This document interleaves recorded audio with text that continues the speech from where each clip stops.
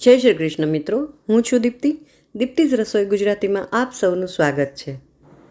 ઉનાળાની આ સિઝનમાં રોજ નવા આઈસ્ક્રીમ રાત્રે જમ્યા પછી જો મળી જાય તો શું કહેવું. અને આ મોંઘવારીમાં રોજ બહારના આઈસ્ક્રીમ તો પોસાય જ નહીં. અને એમાં આપણને ખબર જ નથી કે એમાં શું છે શું નહીં. આપણે જાતે બનાવ્યો હોય તો ખબર તો હોય કે આપણે આમાં શું શું નાખ્યું છે. સ્કૂપ કાઢતા તમે જોઈ શકો છો કે કેટલો સ્મૂધ અને ક્રીમી ટેક્સચર છે. આટલો સરસ જો ઘરમાં બનતો હોય તો દર 2 દિવસે એક નવો આઈસ્ક્રીમ બનાવો, થોડો બનાવો, કેટલી બધી ફ્લેવર્સ મળશે. અને બધાનો ફેવરિટ આજે હું ચોકલેટ સન્ડે આઈસ્ક્રીમ બનાવીશ. ઘરમાં પણ બહારની જેમ જ એકદમ સરસ રીતે સર્વ કરીએ. નાના છોકરાઓને તો કેટલું સરસ લાગે, બહુ જ મજા આવે જો તમે આ રીતે સર્વ કરીને દો ને તો.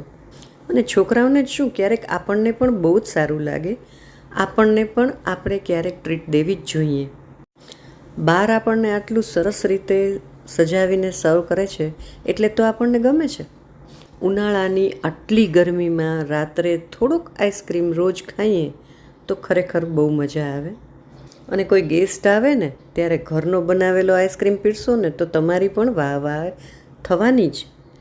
તો ચાલો આજે આપણે બનાવીશું ચોકલેટ આઈસ્ક્રીમ, જે નાના મોટા બધાને ભાવે છે.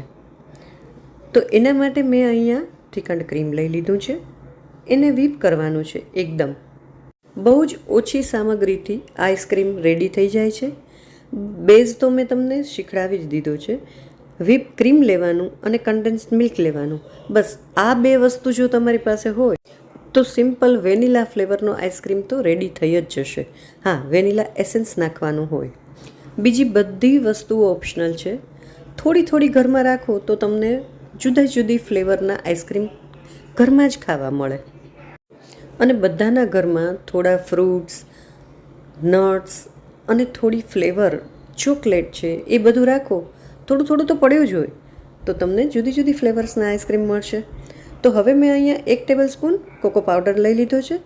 અને ડાર્ક કમ્પાઉન્ડ ચોકલેટ આવે છે જે કુકિંગ ચોકલેટ હોય એને મેં મેલ્ટ કરી 1/4 કપ જેટલી ડાર્ક ચોકલેટ નાખી દીધી છે. તમારી પાસે ડાર્ક ચોકલેટ ન હોય અને ઘરમાં પડેલી કોઈ પણ ચોકલેટ, ડેરી મિલ્ક છે કે કોઈ પણ ચોકલેટ, એ પણ તમે મેલ્ટ કરી અને અંદર નાખી શકો. મેલ્ટ ના કરવી હોય તો નાના પીસ કરીને પણ તમે અંદર નાખી શકો. અને બસ એકદમ સરસ બ્લેન્ડ કરી નાખીએ. ક્રીમી કન્સિસ્ટન્સી આવે ત્યાં સુધી તમે જોઈ શકો છો. ત્યાં સુધી આપણે વ્હીપ કરવાનું છે. વ્હીપ ક્રીમ છે એટલે સરસ મજાનું વ્હીપ થઈ જ જશે. બસ આપણો આઈસ્ક્રીમનો બેઝ રેડી થઈ ગયો છે. હવે એક એરટાઇટ કન્ટેનર લેશું. એમાં આપણે આ ભરી દઈશું. થોડીક ચોકલેટ ચિપ્સ પડી છે તો એ આપણે એમાં નાખી દઈશું. તો નીચે બેઝમાં મેં થોડીક નાખી છે. ચોકલેટ ચિપ્સ ના હોય તો કોઈ પણ ચોકલેટ જે પડી હોય એના નાના પીસ કરી અને તમે નાખી શકો.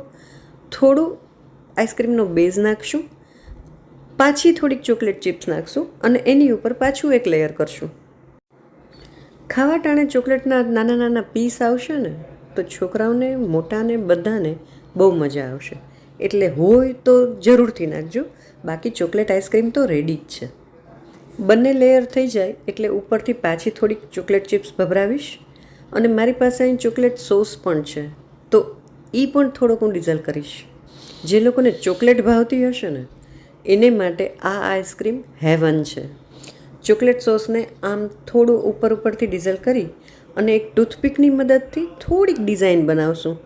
તમને બહારના જે સન્ડે મળે છે એ આ જ રીતની ડિઝાઇનવાળા હોય છે ને, તો આપણે પણ ઘરમાં એ જ રીતે બનાવીએ. આ રીતે ક્રીમથી આઈસ્ક્રીમ બનાવશો ને તો ક્યારેય બરફની પરત અંદર નહીં જામે. તમને જરાય એક પણ વખત ફીલ નહીં થાય કે અંદર બરફની કણીઓ છે. ડબ્બાને આપણે ક્લીન ફિલ્મથી રેપ કરવાનો છે એટલે એકદમ સરસ એરટાઇટ થઈ જાય. બસ ઢાંકણ ઢાંકી અને 6 થી 8 કલાક મિનિમમ ફ્રીઝરમાં રાખવાનું છે. તમે ઓવરનાઇટ પણ ફ્રીઝરમાં રાખી શકો. 6 થી 8 કલાક રાખ્યા પછી આપણો આઈસ્ક્રીમ સર્વ કરવા માટે રેડી છે. તમે જોઈ શકો છો કે કેટલો સોફ્ટ એન્ડ સ્મૂધ ક્રીમી આપણો આઈસ્ક્રીમ રેડી થઈ ગયો છે. હું સ્કૂપ કરું છું એના ઉપરથી તમને આઈડિયા આવી જ ગયો હશે કે કેટલો ફાઇન બન્યો છે, એકદમ સોફ્ટ. આપણે હમણાં કસાટા આઈસ્ક્રીમ થોડા દિવસ પહેલાં બનાવ્યો હતો એમાં 3 ફ્લેવર બનાવી હતી. એમાં એક ફ્લેવર તમે ચોકલેટ આઈસ્ક્રીમની પણ બનાવી શકો. બહુ જ સરસ લાગે છે. મને આશા છે કે આપને આજની આ આઈસ્ક્રીમની રેસીપી સારી લાગી હશે. જો સારી લાગી હોય તો પ્લીઝ વિડીયોને લાઇક અને શેર કરવાનું ચૂકતા નહીં. ગમ્યું હોય તો એક નાનકડી કમેન્ટ પણ કરી દેજો કે તમને આ આઈસ્ક્રીમ કેવો લાગ્યો અને નેક્સ્ટ તમે કયો આઈસ્ક્રીમ જોવા માંગો છો એ પણ તમે મને કમેન્ટ કરીને જરૂરથી જણાવશો. હું પ્રયત્ન કરીશ કે એ બનાવી શકું. મારી ચેનલ પર પહેલીવાર વિઝિટ કરતા હો તો મારી ચેનલને સબસ્ક્રાઈબ કરજો. જેણે ઓલરેડી સબસ્ક્રાઈબ કર્યું છે તેને દિલથી ધન્યવાદ. વિડીયોઝ નવા આવતા જ રહેશે. જોતા રહેજો. Thank you so much for watching my videos. ફરીથી બહુ જલ્દી મળીશું નવા વિડીયો સાથે. ચાલો આજના વિડીયોમાં બસ આટલું જ.